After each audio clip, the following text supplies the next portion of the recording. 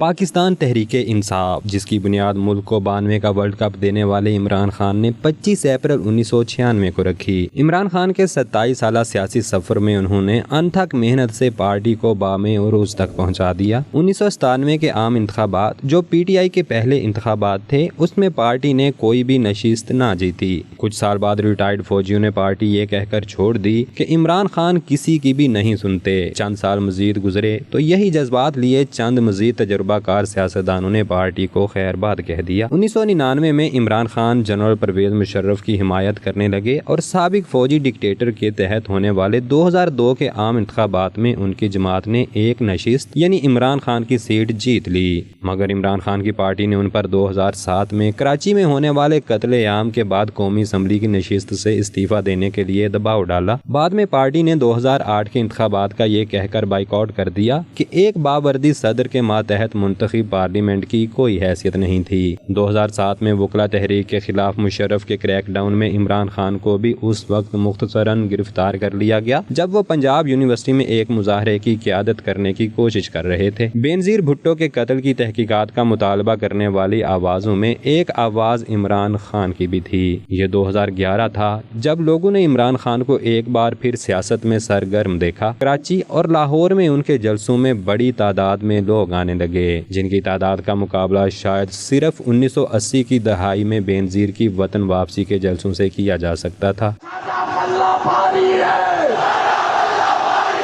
مگر 2013 کے انتخابات میں بھرپور مہم چلانے کے باوجود پارٹی مرکز میں اکثریت حاصل کرنے میں ناکام رہی اور 32 نشستوں کے ساتھ اپوزیشن میں بیٹھ گئی، مگر یہ خیبر پختونخوا میں جماعت اسلامی کے ساتھ اتحاد کر کے حکومت بنانے میں کامیاب رہی۔ اگلے 4 سال تک عمران خان انتخابی دھاندلی اور حکومتی کرپشن کے خلاف مظاہرے اور سیاستدانوں کے احتساب کا مطالبہ کرتے رہے۔ 2014 میں عمران خان اسلام آباد تک لانگ مارچ لے گئے اور 2013 کے انتخابات میں مبینہ دھاندلی کے خلاف طویل ترین دھرنا دیا۔ انہوں نے اس دھاندلی کے خلاف نواز شریف کی مسلم لیگ نون حکومت کو ذمہ دار ٹھہرایا۔ دھرنے کے لیے انہوں نے پاکستان عوامی تحریک کے سربراہ ڈاکٹر طاہر القادری سے ہاتھ ملا لیے، جو ماڈل ٹاؤن سانحے کے متاثرین کو انصاف دلوانے کے لیے احتجاج کر رہے تھے۔ یہ دھرنا 126 دن تک جاری رہا، مگر اسے دسمبر 2014 میں پشاور کے آرمی پبلک اسکول پر طالبان کے حملے کے بعد ختم کر دیا گیا تھا۔ تجربہ کار سیاستدان جاوید ہاشمی، جو استعفیٰ دینے سے قبل تک پارٹی میں صدر کے عہدے پر فائز تھے، انہوں نے عمران خان پر غیر سیاسی قوتوں اور اسکرپٹ لکھنے والوں کے ساتھ مل جانے کا الزام عائد کیا، جو کہ ان کے مطابق حکومت کے خلاف سازشیں کر رہے تھے۔ پی ٹی آئی کے سابق رہنما نے یہاں تک الزام لگایا کہ سینئر پارٹی ارکان اس بات پر قائل نہیں تھے کہ 2013 کے انتخابات میں پنجاب میں بڑے پیمانے پر دھاندلی ہوئی تھی، بھلے ہی پی ٹی آئی کا 2014 میں اپنے تاریخی دھرنے کے دوران عوامی موقف یہی تھا کہ وسیع پیمانے پر دھاندلی کی وجہ سے ہی ان کی جماعت ہاری تھی۔ دھرنے کے چند دن بعد ہی عمران خان نے صحافی ریحام خان سے اپنی بنی گالہ رہائش گاہ میں 8 جنوری 2015 کو ایک سادہ سی تقریب میں شادی کر لی۔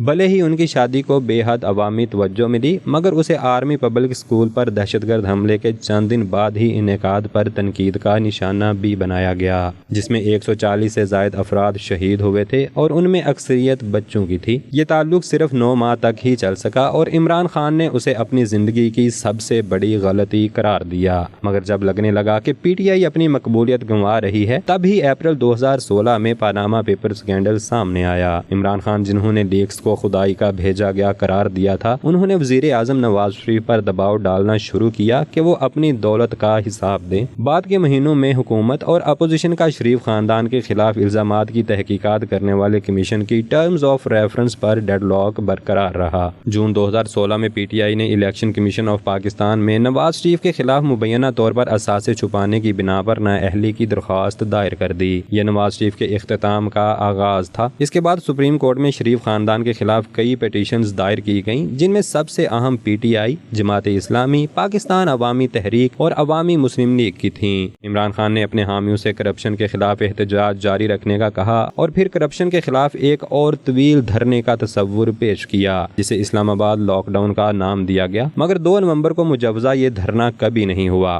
क्योंकि उससे एक दिन कबल ही सुप्रीम कोर्ट ने पनामा गेट पर पिटीशंस की समाअत की और इल्जामात की तहकीकात के लिए TORs तलब किए। पनामा की कहानी बिल आखिर 6 जुलाई 2018 को उस वक्त खत्म हुई जब एहतसाब अदालत ने नवाज शरीफ, उनकी बेटी मरियम नवाज और दामाद कैप्टन सफदर को करप्शन करने पर जेल भेज दिया। मगर लीक्स और आखिरी फैसले के दरमियान के 2 साल तफरीक अंगेज सियासत और मुकदमेबाजी से भरपूर रहे, जिसमें कई सियासी रहनुमाओं के खिलाफ कई वजूहात की बिना पर मुकदमात फाइल किए गए। इस दौरान मुस्लिम लीग नून के हनीफ अब्बासी की जानिब से दायर की गई पिटीशन पर PTI के सरबराह को सुप्रीम कोर्ट में नाअहली का सामना था, मगर अदालत ने इमरान खान के खिलाफ दिसंबर 2017 में तवील समातों के बाद केस खारिज कर दिया।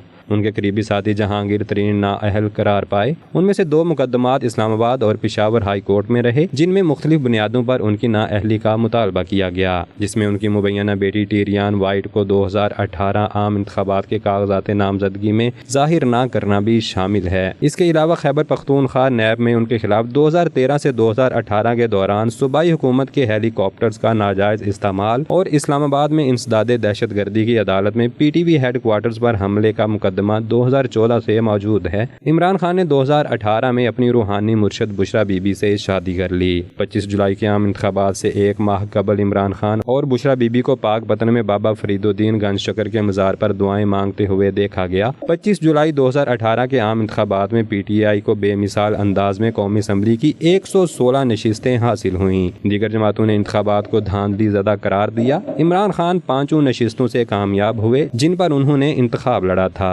कौमी असम्बली में आज़ाद उम्मीदवारों को अपने साथ मिलाने और मखसूस नशिस्तों पर अपने उम्मीदवारों को नामजद करने, इमरान खान और दीगर अरकान कौमी असम्बली की जीती गई इजाफी नशिस्तें खाली करने के बाद उनका नंबर 152 तक पहुँच गया। मगर पार्टी के तर्जुमान ने दावा किया कि अपने इत्तेहादियों की मदद से पार्टी को 180 से ज़ायद अरकान कौमी असम्बली की हिमायत हासिल है। जैसे ही इंतखाबात के नताइज आना शुरू हुए और PTI अक्सरियती पार्टी बनकर सामने आई तो इमरान खान को अगला वज़ीर आज़म कहा जाने लगा, जबकि पार्टी सरबराह ने इंतखाबात के अगले दिन फातिहाना तकरीर भी की थी। इमरान खान ने अपनी तकरीर में कहा था, वो वाज़े कर देना चाहते हैं कि सियासत में क्यों आए। सियासत उन्हें कुछ नहीं दे सकती थी। वो सिर्फ पाकिस्तान को वो मुल्क बनाना चाहते थे जिसका ख्वाब कायद आज़म मोहम्मद अली जिन्नाह ने देखा था। इमरान खान ने बतौर वज़ीर आज़म गरीब तबके के लिए बेपनाह काम किया। उनके दौरे हुकूमत में कोरोना वायरस आया, जिसने पूरी दुनिया को हिला कर रख दिया। इसके बावजूद इमरान खान अपनी कौम के मसीहा बने रहे। इलाज से महरूम अफराद को सेहत कार्ड जैसी सहूलत से नवाजा, बेघर अफराद को जगह जगह आला मियार की पनाह गाहें बनाकर दी, लंगर खाने खोले, तालीमी इदारों में दीनी तालीम को लाजमी करार दिया, गरीब खवातीन को माहाना 14,000 रुपए दिए, रहमतुल लिल आलमीन अथॉरिटी बनाई। पहली मरतबा ऐसा हुआ कि स्कूलों और कॉलेज में कुरान पाक पढ़ना लाजमी करार दिया गया। उन्होंने अक़वाम मुत्तहिदा में बतौर वज़ीर आज़म तकरीर की तो काफरों को हिला कर रख दिया और इस्लामी ममालिक के कायदीन और अवाम के दिल जीत लिए। अक़वाम मुत्तहिदा में इस्लामोफोबिया की करारदाद मंजूर कराने का सेहरा भी इमरान खान के सर जाता है। इसके अलावा भी उन्होंने बहुत से रफ़ाए आमा के काम किए, जिनका जिक्र करने के लिए तवील वक्त दरकार है। नाज़रीन, मुख्तसर ये कि इमरान खान की हुकूमत का तख्ता पलटने के लिए मुखालफिन ने एड़ी चोटी का जोर लगाया और 10 अप्रैल 2022 को उन्हें इक़्तिदार से हटा दिया गया। उनके खिलाफ 9 नवंबर 2022 को अदम एतमाद की तहरीक कौमी असम्बली में पेश की गई। 10 अप्रैल की रात 12:02 पर इजलास मुलतवी किया गया। इजलास दोबारा शुरू हुआ तो 174 अरकान के वोटों से मुखालफिन की जीत हुई और इमरान खान ने ईवान का एतमाद खो दिया। इसके बाद तमाम सियासी जमातों के इत्तेहाद से PDM की हुकूमत बनी और इमरान खान की मुश्किलात शुरू हो गईं। उन्होंने PDM के खिलाफ लाहौर से लॉन्ग मार्च शुरू किया तो वज़ीराबाद पहुंचने पर उन पर कातिलाना हमला कर दिया गया। वो कई दिन जख्मी रहे, लेकिन इसके बावजूद हिम्मत न हारी। जख्मी होने के बावजूद अदालतों में पेश होते रहे और मुकदमात का सामना करते रहे। उन्हें सजा हुई और अटक जेल में बंद कर दिया गया और बाद में अडयाला जेल मुंतकिल कर दिया गया। इसी दौरान इलेक्शन कमीशन की जानिब से इंट्रा पार्टी इलेक्शन का हुक्म दिया गया, जिसके लिए पार्टी चेयरमैन का बाहिर होना जरूरी था। इस बिना पर इमरान खान को पार्टी ओहदा छोड़ना पड़ा और मुल्क की नौजवान नस्ल की सबसे पसंदीदा जमात के सरबराह ने अपना जानशीन बैरिस्टर गौहर अली खान को नामजद कर दिया। आपको हमारी वीडियो कैसी लगी प्लीज कमेंट में जरूर बताइएगा और हमारा चैनल सब्सक्राइब जरूर कीजिएगा। शुक्रिया।